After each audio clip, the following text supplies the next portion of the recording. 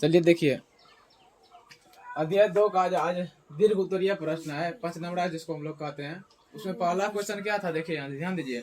कहता है कि स्वतंत्रता प्राप्ति के पश्चात भारत सरकार ने कब और किस उद्देश्य से राष्ट्रीय आय समिति का गठन किया गया। अब देखिए, आपको राष्ट्रीय आय की समिति क्या था उसके बारे में पढ़ाई दिए थे। अब देखिए, कहता है कि स्वतंत्रता के यानी जब हम लोग क्या आजाद हुए उसके बाद हम लोग कब इस सरकार का गठन किए। तो अभी देखिए यहाँ पे स्वतंत्रता प्राप्ति के पश्चात भारत सरकार ने अगस्त 1949 ईस्वी में प्रोफेसर पीसी महालनोबिस की अध्यक्षता में राष्ट्रीय आय समिति गठन किया गया। बोलिए, आपको कहेगा कि राष्ट्रीय आय समिति गठन कब किया गया, तो क्या कहिएगा, बोलिए 1949 में। बोलिए कब किया गया, 1949 में। किसके द्वारा, पीसी महालनोबिस के द्वारा। किसके द्वारा, पीसी महालनोबिस की अध्यक्षता में इस समिति का गठन किया गया। कौन सा समिति, बोलिए राष्ट्रीय आय समिति गठन किया गया।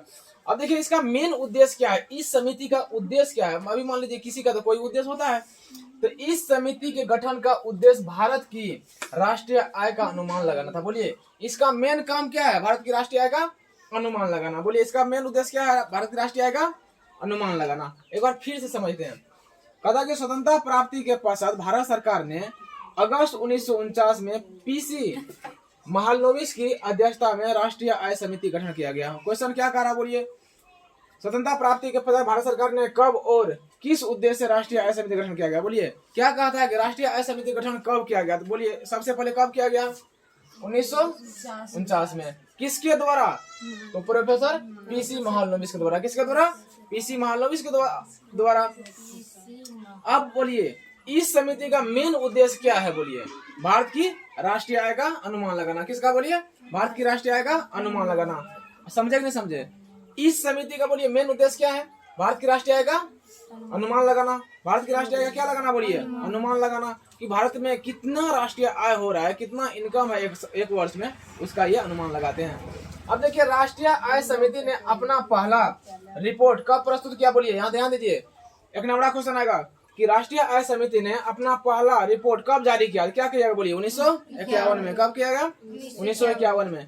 इसमें सन 1948 से 49 के लिए देश की कुल आय कितना था, बोलिए 8,650 करोड़ रुपया था। कितना था बताइए, कब, ये 4849 ईस्वी में है ना, 1948 और 1949 के बीच में जब हम लोग इसका कुल राष्ट्रीय आय देखे थे कितना था, 8,650 करोड़ रुपया बताई गई थी।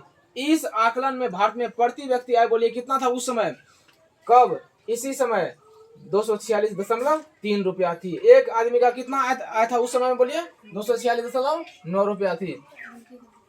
सन 1954 में भारत सरकार ने राष्ट्रीय आय आंकड़ों के संकलन का भार केंद्रीय सांख्यिकी संगठन को दे दिया। बोलिए आपको कल लिखा है ना केंद्रीय सांख्यिकी संगठन क्या है, तो इसका मेन आंकड़ा क्या है, पहले सबसे पहले जो था ये भारत सरकार के पास था, भारत सरकार इसका खुद करता था, लेकिन भारत सरकार ने अब किसको दे दिया, बोलिए केंद्रीय सांख्यिकी संगठन को इसका भार दे दिया है कि राष्ट्रीय आप ही अनुमान लगाइए कि राष्ट्रीय आय कितना है देश का। तो इसका अब मेन काम कौन कर रहा है, बोलिए इस पर केंद्रीय सांख्यिकी संगठन। एक नंबर आएगा कि बोलिए राष्ट्रीय आय का अनुमान किस संगठन के द्वारा लगाया जाता है, तो बोलिए क्या कहेंगे, केंद्रीय सांख्यिकी संगठन के द्वारा लगाया जाता है।